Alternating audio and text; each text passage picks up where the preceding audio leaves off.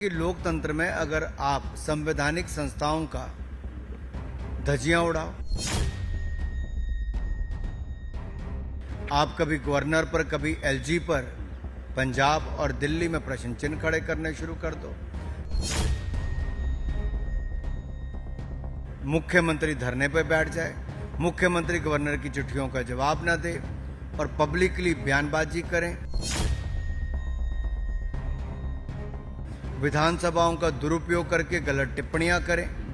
ये कैसा वातावरण देश में खड़ा करने का प्रयास कर रहे हैं। और मेरा भगवंत मान जी से अनुरोध है कि वो ऐसी छवि अपनी ना बनाए। मुझे लगता है अरविंद केजरीवाल जी और भगवंत मान जी ने झूठ बोलने का ठेका ले रखा है। इनके जो गुरु हैं अरविंद केजरीवाल, उन्होंने क्या किया, दिल्ली विधानसभा में ये किया था कि हमारे विधायक नहीं मिल रहे, घर पे बैठे तो विधायक मिल नहीं रहे थे। खबरों में बने रहने के लिए इस तरह की अनाप शनाप बयानबाजी करते हैं। एडवर्टाइजमेंट बजट तो 600 करोड़ हो रहा है, लेकिन खिलाड़ियों के ऊपर पैसा खर्च करने में सरकारें कोताही बरत रही हैं। पंजाब जो पहले कभी बहुत बड़ा योगदान देता था, आज वहां खिलाड़ियों को सुविधाओं की कमी के कारण आज हमारे खिलाड़ी वहां से उतने नहीं निकल रहे जितने पहले निकलते थे। बीएसएफ कैंपस केंद्रीय मंत्री अनुराग ठाकुर पहुंचे हैं, इनसे बात करते हैं। अनुराग जी, आज बीएसएफ में आप उन खिलाड़ियों से भी बात की और उनका हौसला अफजाई भी की, किस तरह से? बॉर्डर सिक्योरिटी फोर्स के जो हमारे खिलाड़ी हैं और अधिकारी हैं, जवान हैं, ये एक और तो सीमा सुरक्षित रखने के लिए पूरा योगदान देते हैं और सीमाएं हमारी सुरक्षित भी हैं। वहीं पर खिलाड़ियों ने भी हमारे शानदार प्रदर्शन पुलिस गेम से लेकर नेशनल गेम सब तरफ किया है। और आज जब एक और जॉब मेला के लिए हम लोग यहाँ पर एकत्रित हुए हैं, वहीं पर यह भी प्रयास किया कि खिलाड़ियों से मिलकर उनका फीडबैक लिया जाए। जब खिलाड़ी किसी नौकरी में चला जाता है तो उसकी जिम्मेदारियां अलग भी हो जाती हैं, लेकिन खेलों में उसका योगदान कैसे बढ़े, कैसे उसको कम्पीट करने के अवसर मिले, तो बहुत अच्छे सुझाव यहाँ पर आए हैं कि बाहर के खिलाड़ियों के साथ भी खेलने का अवसर मिले, कम्पीट करने का अवसर मिले और वो और अच्छा कर सकते हैं। और ये उस समय सुझाव आए जब मुझे कहते हुए प्रसन्नता है, golden boy of athletics Neeraj Chopra ने एक बार फिर भारत का नाम रोशन किया है। गोल्ड मेडल वर्ल्ड चैंपियनशिप जीतकर भारत का नाम सुनहरी अक्षरों में लिखा है। और सबसे बड़ी बात यह है कि पहले Asian games, Commonwealth games, Asian championships, under 20 title और टोक्यो ओलंपिक्स जीतने के बाद अब नीरज चोपड़ा ने वर्ल्ड चैंपियनशिप जीतने का भी कीर्तिमान स्थापित किया। बहुत बहुत बधाई, बहुत शुभकामनाएं। और खुशी की बात भारतीय एथलेटिक्स के लिए है कि 6 खिलाड़ी, उनमें से 3 भारत के आए हैं टॉप 6 में। किशोर जेना 5वें नंबर पर और मनु डीपी 6ठे नंबर पर आए। ये दिखाता है कि भारत खेलों में शानदार प्रदर्शन कर रहा है। और प्रधानमंत्री मोदी जी ने जो सोच रखी थी कि और निवेश करो, और सुविधाएं दो, और खिलाड़ियों को आगे बढ़ने का अवसर दो, तो हमारे खिलाड़ियों ने भी भारत का नाम लगातार रोशन किया है।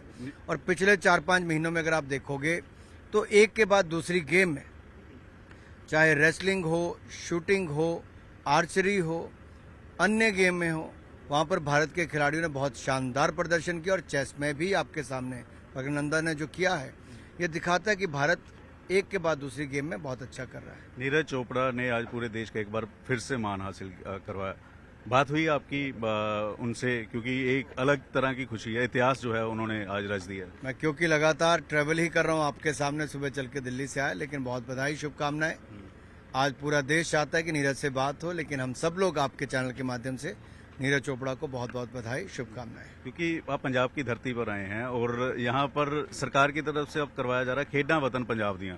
एक समय था पंजाब खेलों में सबसे ऊपर था, मिल्खा सिंह जैसे खिलाड़ी जो हैं वो पंजाब की धरती पर थे। अब काफी पिछड़ गया है पंजाब खेलों में, हरियाणा बाजी मारता हुआ नजर आया। देखिए, दुख की बात यह है कि एडवर्टाइजमेंट बजट तो 600 करोड़ हो रहा है, लेकिन खिलाड़ियों के ऊपर पैसा खर्च करने में सरकारें कोताही बरत रही हैं। यानी कि उनके लिए खेल, खिलाड़ी और युवा प्राथमिकता नहीं है। ये दुर्भाग्य है। अगर कुछ पोस्टर, कुछ एडवर्टाइजमेंट कम भी हो जाएंगी, लेकिन उसके बदले खिलाड़ियों को कई गुना ज़्यादा सुविधाएं मिल जाएंगी। तो मेरा अनुरोध राज्य की सरकारों से यही है कि वो खेलों को प्राथमिकता दें, क्योंकि खेल एक राज्य का विषय है और पंजाब जैसे राज्य अगर पिछड़ते जाएंगे तो ये अपने आप में एक चिंता का विषय है। जो वो पंजाब जो पहले कभी बहुत बड़ा योगदान देता था, आज वहाँ खिलाड़ियों को सुविधाओं की कमी के कारण आज हमारे खिलाड़ी वहाँ से उतने नहीं निकल रहे जितने पहले निकलते थे। लास्ट सवाल है, क्योंकि पंजाब की धरती पर है, पंजाब में राज्यपाल वर्सेस सीएम देखने को मिल रहा है। राज्यपाल कह रहे हैं कि सीएम मेरी चिट्ठियों का जवाब नहीं दे रहे, और अब राज्यपाल ने यह भी कह दिया है कि अगर यही एटीट्यूड रहा तो फिर आर्टिकल 356 के तहत पंजाब में राष्ट्रपति की सिफारिश जो है वो करनी पड़ेगी कि राष्ट्रपति शासन लगा दिया जाए। देखिए, आपने देखा होगा पूर्व में कुछ लोगों ने आम आदमी पार्टी के नेताओं के बारे में टिप्पणी की थी कि अर्बन माओइस्ट वाली भूमिका निभाते हैं। अब ऐसा कैसे होता है कि लोकतंत्र में अगर आप संवैधानिक संस्थाओं का धज्जियां उड़ाओ, आप प्रश्न चिन्ह खड़े करो, आप कभी गवर्नर पर, कभी एलजी पर पंजाब और दिल्ली में प्रश्न चिन्ह खड़े करने शुरू कर दो, मुख्यमंत्री धरने पर बैठ जाए, मुख्यमंत्री गवर्नर की चिट्ठियों का जवाब न दे और पब्लिकली बयानबाजी करें, विधानसभाओं का दुरुपयोग करके गलत टिप्पणियां करें, ये कैसा वातावरण देश में खड़ा करने का प्रयास कर रहे हैं? क्या इसलिए लोगों ने इनको चुना था? और ये चिंता का विषय है। अगर ये तरीका अगर राज्यों के मुख्यमंत्रियों का होता है तो ये गलत है, इसमें सुधार करना चाहिए। और मेरा भगवंत मान जी से अनुरोध है कि वो ऐसी छवि अपनी ना बनाएं जिससे केवल उनका और उनकी पार्टी का नुकसान। सीएम कह रहे हैं कि जहां भाजपा की सरकार नहीं है वहां पर तोड़ने की कोशिश की जाती है या राज्यपाल की धमकियों से डराया जाता है। मैं समझौता किसी भी तरह से नहीं करूंगा।